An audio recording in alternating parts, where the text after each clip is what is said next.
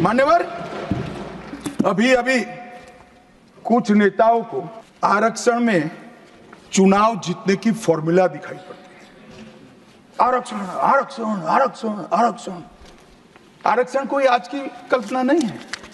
हमारे संविधान निर्माताओं ने की आर्टिकल 15 और 16 में एससी, एसटी और ओबीसी को आरक्षण का प्रोविजन किया गया। मान्यवर, ये मूल प्रोविजन है, कोई नया नहीं है।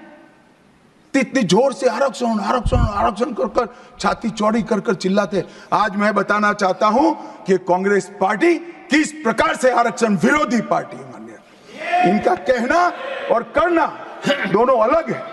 मान्यवर, आरक्षण के लिए नेहरू जी के उद्गार अंत में मैं बताऊंगा, परंतु ओबीसी को आरक्षण देने के लिए 1955 में काका साहेब कालेलकर कमीशन बना। मान्यवर, इसका रिपोर्ट कहां है? दोनों सदन के रिकॉर्ड पर मैंने ढूंढा, कहीं नहीं, बुला दिया गया। क्यों? क्योंकि ओबीसी को आरक्षण मिलता था। बैठिए बैठिए बैठिए ना, मैं प्रक्रिया बताता हूं। अर्ध सत्य नहीं बोलता हूं भाई। एक सेकंड, छिपा कैसे सकते हो? छिपा कैसे सकते हो? बाबा साहब आंबेडकर का संविधान है, देश में लोकतंत्र है, कैसे छिपाओगे? मान्यवर, कोई भी रिपोर्ट आता है, कोई भी रिपोर्ट आता है, अरे सुनो, अब कोई भी रिपोर्ट आता है उसको कैबिनेट के सामने रखना पड़ता है। फिर इस पर कार्यवाही जो की उसकी रिपोर्ट के साथ संसद के सामने रखना है। सही कह रहे हैं, उन्होंने संसद में लाने की जगह पुस्तकालय में रख दिया। ओबीसी का आरक्षण इन्होंने लाइब्रेरी में रख दिया। और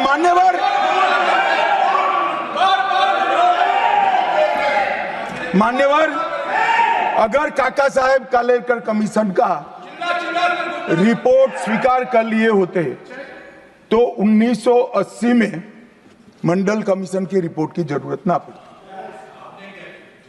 मंडल कमीशन का रिपोर्ट कमीशन ही इसलिए बनाया गया क्योंकि काका साहेब कालेलकर कमीशन का रिपोर्ट स्वीकारा नहीं, और 80 में मंडल कमीशन का भी रिपोर्ट आ गया। किसी ने इसका अमल नहीं किया। अमल कब हुआ? जब 90 में इनकी सरकार गई तब अमल हुआ। और मान्यवर, तब तक मंडल कमीशन के रिपोर्ट को भी ठंडे बस्ते में डाल दिया गया।